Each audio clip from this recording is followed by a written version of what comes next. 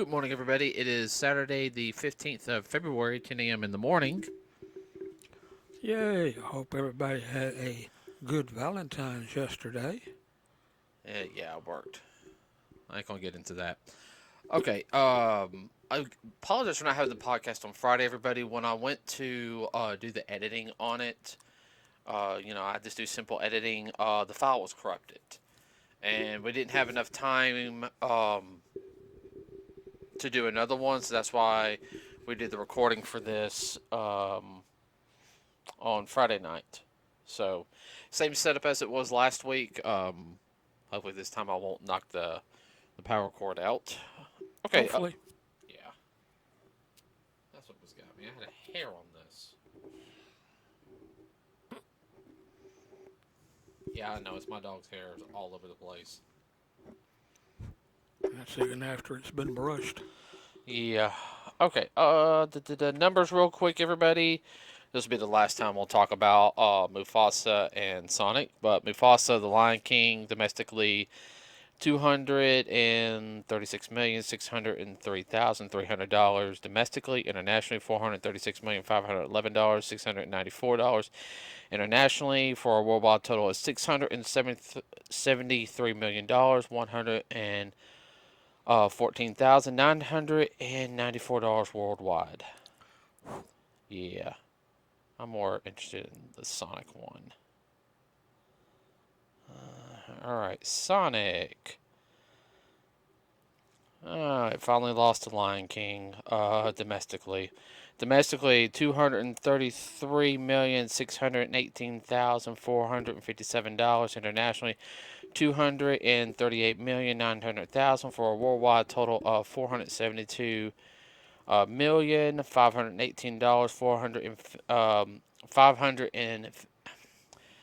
518,457 altogether worldwide. That's still not bad for. No, it's not. Uh, Of course, it doesn't have the. well, it didn't have the pull of Disney. Right. Um, and it did better in the West than anything else.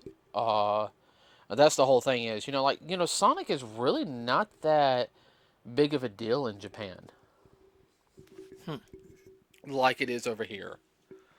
Like Sonic actually sells more stuff here in the United States, out in the more in the West, and so. I want to say I find that weird. I just find it interesting. Oh yeah, well, I mean, like I said, I like the Sonic movies. All right, so with that said, also, oh, fun fact, do you I was watching something while I was at lunch. Do you know Sonic was smaller in the first Sonic film compared to now? Yeah, I've noticed that. Yeah, well, one, he kind of grew up a little bit, but two, the theory is he had proper nutrition. That's why he was able to grow, to become bigger. Because the first film, even like when He was kind of puny. yeah, he was puny, but by the second film, he got a little bit bigger. You look at how Knuckles, Tails, and him look now compared to when they first appeared, how it looks, they look a little bigger. I find that a little interesting. Let's see. Okay, last week, everybody, PlayStation Network went down for about 24 hours. Okay, they're not saying why. I think it has something to do with the fact is they let off a whole bunch of employees. I don't think that helped. They got the pink slip. Well, they're moving all their operations to Japan, but what a lot of people find out is they couldn't access their digital games.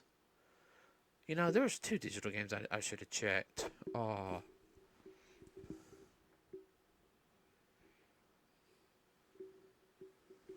Because I couldn't play Genshin until Saturday night. Like everybody was just froze out. Yeah, well, I mean, Server was down. No, not server, the whole network. Ooh. I could access Genshin on my laptop, or my phone, but yeah, my phone won't run Genshin. and then I would have to like download it. So yeah, I was just lucky to finish the event when I did. Go to yard. Excuse me. So there's that happened. A lot of people realized though during that they didn't have what is it oh crap, what do you call it, access to their digital games, which is making them start rethinking the whole fact is, do I want to keep my have digital or do I want to have physical? Yeah, hard copy. Well, there was that whole movement for a while there that physical is dead. You know, Well, we know a bunch of dead people anyhow. uh, That's just right up their alley. okay, that was kind of dark, but okay. Well, I mean, that's their mindset. Oh yeah, no. Just like if you had something for 6 months, all you need to throw it away and get something new. Oh, I hate that. Same kind of folks, in my opinion. Yeah. Sorry, I'm having to look something up on my YouTube to talk, so we can talk about it. Yeah. Well, like I said, I've got a couple of digital games, like besides the Genshin and the Honka Star Rail game. I got two Sword Art Online games. They're digital, but they're on the PS4. Oh, thank you, YouTube, because you just decided to turn off, and now I have to go through that whole process again. Why are you doing this? Great. Well, I can't say it over airwaves, but I know, I know. Can you do me a favor real quick? Because YouTube on my phone is not going to let me pull it up. Mm-hmm. Could you hand me the remote right there? Okay. So, what I'm having them do, everybody, is so I can talk about it. Because I'm gonna have to pull it up on here, which is gonna take a little bit of time. Uh, and you're gonna hear me loading up onto.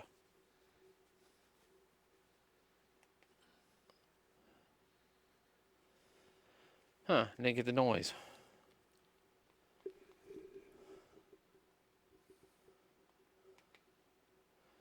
So, me and Dad watched something the other night before we did the podcast.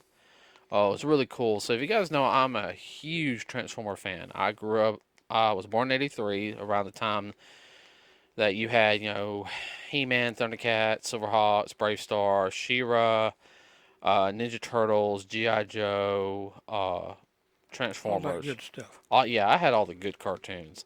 And I didn't realize there was a lot of them I didn't even get to see. Uh, we just didn't get them down here. Are you chewing something? What are you chewing?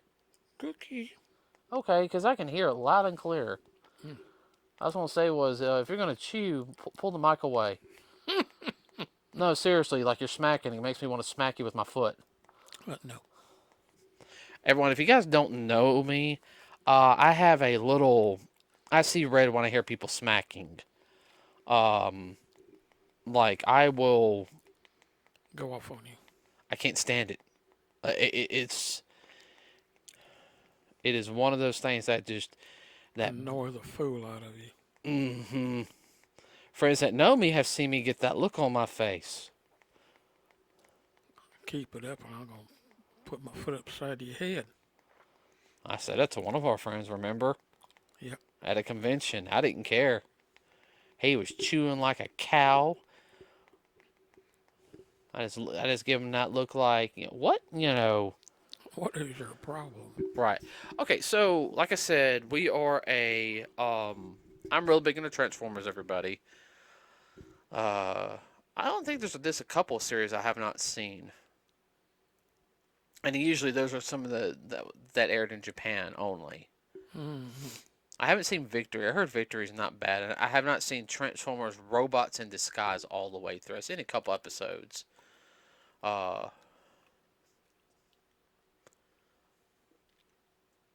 Okay, so, fun fact, though, on that one.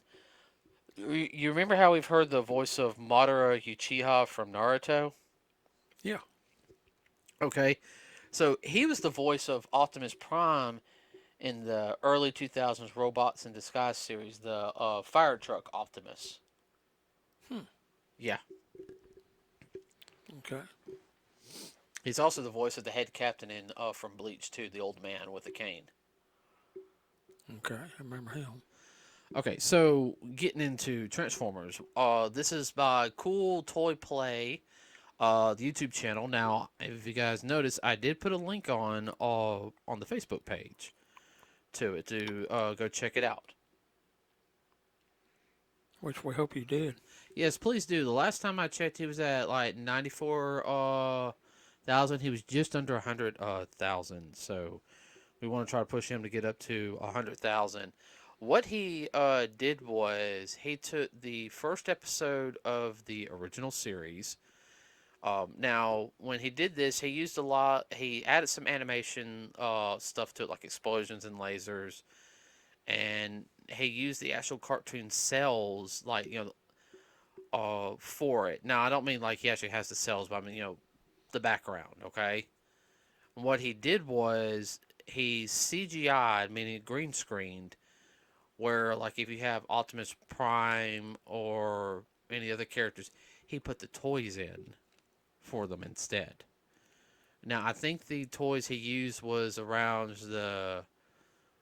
the Siege, the War for Cybertron, and the Earth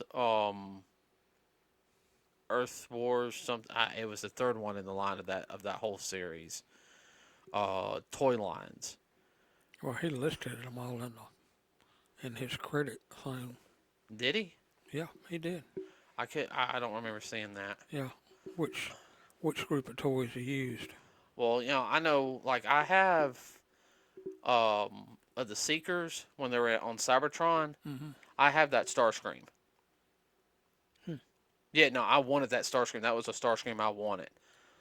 If you guys don't know, that's one of the few ones I always try to grab is Starscream. Always try to grab Starscream and Soundwave are the two Decepticons I always try to grab.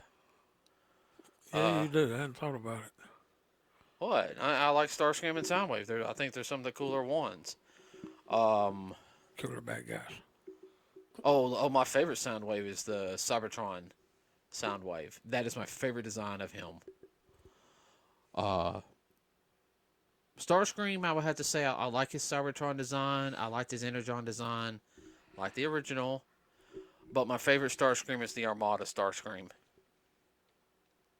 That is by far my favorite Starscream. Where was I going?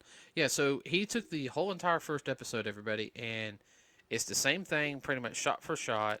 He just put the toys in where the cartoon characters are supposed to be. He made it. It was like 3D over 2D. It worked good. It worked good. I mean, you could sit there and tell it was still 2D over 3D, and it was all stop motion, everybody, which that is a labor of love. There is a combination of the stop motion with some slight CGI in it that he's put in, which it flowed very well. I mean, The guy knows what he's doing, no doubt. And this is the whole. If you think about it, though, he's doing this at his own place, Out of his own pocket. Out of his own pocket. If he had, my personal opinion, if he had the budgeting behind it, I mean, he could make it really look really cool. I mean, it takes a while to do stop motion. Everybody, it's not something that can be done overnight. The first stop action that I can remember, and this is going way back into the 1950s, and it was called Gumby. Gumby. Yeah, I remember Gumby. Yeah, it was a stop motion clay animation. Right, and I think that was the first one. It also got real big after Jason and the Argonauts. Yeah. You saw a little bit of stop motion in the 70s, and 80s had a lot of stop motion projects, but people quit doing it after. And I hate Very to. time consuming. Well, it wasn't this. It was getting better, but what hurt it was, and I'll be honest with you, Jurassic Park. Yeah. And I say that, everybody, because the fact is Jurassic Park was the first full length feature film to have with that type of CGI. It really did push the boundaries of CGI. Yeah. Now I give Spielberg credit, okay, because he knew what he wanted, and I agree the film wouldn't have been as good if they used stop motion. Uh, it wouldn't have been as impressive as, I guess, the best way to put it. It would have been good, but it would not have been over the top. Yeah, and unfortunately that did hurt the stop motion industry. Because, I mean, there's certain things, in my opinion, especially when you get like a grotesque monster or something, I think having it have the stop motion gives it a otherworldly feel sometimes, depending on the monster. Well, going back even further than that, Uh, they used stop motion in the original King Kong. yeah, and there was a film before that, too, that had stop motion. You're wrong. It's a black and white film, and it was a dinosaur. Yeah, you're right. I stand corrected.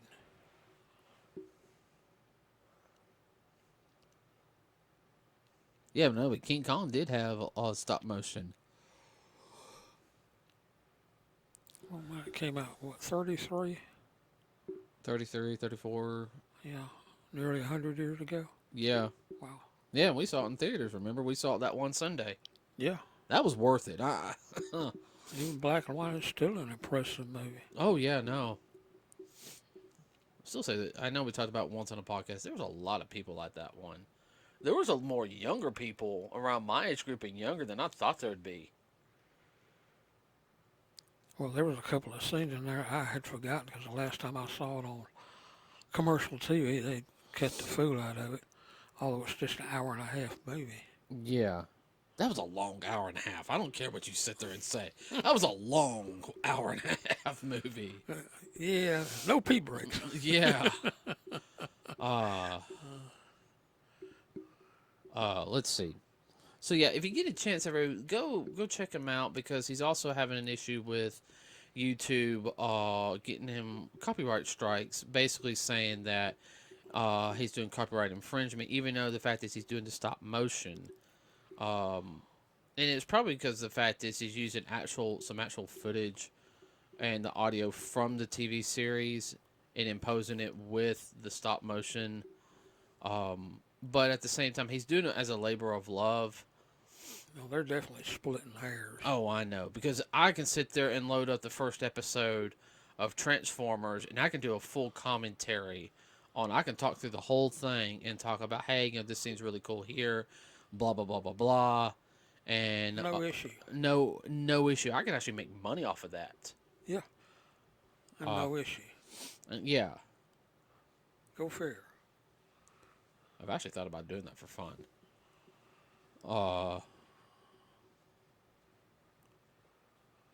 Even up to the point of pausing it and talking about a scene. What?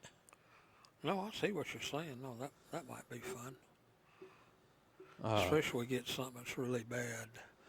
Oh, yeah. Well, yeah, we can technically do that to movies. Oh, we could pick a side of a movie and break it up into sections and just tear it apart. Mm-hmm. Yeah, there's a couple of films I could tear apart. Yeah. I mean, there's one film I could tear apart easy, being the Street Fighter 2 film, but the only reason why I won't tear that apart is because Raul Julia just did too good of a job on that film. Yeah. I'm sorry. Now, I'll tear apart the second Mortal Kombat film, Mortal Kombat Annihilation. I'll tear that one apart all day long. Because that movie was just bad. But yeah, if you get to go, like I said, go to our Facebook page, everybody, Nerds with a Cause, and you'll see a post underneath the link to the podcast. to that YouTube channel, the first episode. Go check him out. He's got shorts on there where he'll show like different scenes. He's got some animation of stop motion animation of like different generations of like Optimus. Basically Optimus Prime transformations from different toy lines. Like you might have the Gen 1 version, then you might have the Masterpiece version, which is it's the same character, same generation, but this is like years later. Like, all right, this is Gen 1 Optimus, but this is a Masterpiece version. This is the Generation 1 toy from the 80s. Oh, well, here's the updated movie studio series. Well, here's Optimus Prime from this Armada or animated or the movies. And they're all transforming together. I was just throwing some out there. Oh, I understand. Yeah, you start getting into something like this, you start to realize, wow, there's more than just one. Oh, yeah, no, there's so many. Oh, we can do the same thing with turtles, oh my word. Yeah. Yeah. Easy. Mm-hmm. Mm-hmm. Mm-hmm. Anything you want to add? No, not off the top of my head. I'm kind of hoping everybody we can, I want to find little stuff like this throughout the year and It's a little bit different. yeah, and we don't always have to be bitching. yeah. No, I like to find little like independent art people talk about their the work they did, Their projects. their projects. Hey, we might encourage somebody else, inspire somebody else when they see a different work like this. Mm-hmm. Now I'm going to work on everybody to where I can do the audio commentary and have the and line it up correctly to when we're watching something, if that makes any sense. I'm still working all that stuff out. That's all I got for today. What about you? Yeah, I was going to ask a question. That what they do in, what is it, Science 3000? Mystery Science Theater 3000. Yeah. Yeah, that's what they do. They kind of sit there, they watch a film, and they critique it. Well, most of them make fun of it. Yeah. But they do throw like little clips in there of like an actor. Hey, this actor, he played in this and everything. Oh, well, what the hell, happened, Oh, they had a blast doing it, you could tell. Oh, yeah. And then you have... Oh, yeah, stop motion. I was thinking the only other program I can think that does stop motion is Robot Chicken. But that's very, very adult. It's so cheesy, it is funny. Oh, I know. Another couple of things, everybody, which we did record the first half yesterday. We just didn't record... we did an unboxing video of a toy, an expensive toy. Now, we just did the unboxing portion. We didn't do the put together because I want to have that thing put together before we, did the next part of it. The next part will be it put together, as well as having the other toys out, and I got to put the stickers on. Oh, joy. Yeah, and then I got to put the batteries in, and then we'll do a full review of it. So we're also going to do unboxing videos every now and then. So, okay, everybody, with that said, please like and subscribe to us. It really does help us out. There's also a Facebook page. We will have a podcast on Friday, and that will deal with Captain America Brave New World, which we're going to go see on Tuesday. Is that all right with you? Well, weather permitting. Yeah. Okay, everybody, with that said, have a wonderful rest of your weekend. We are out.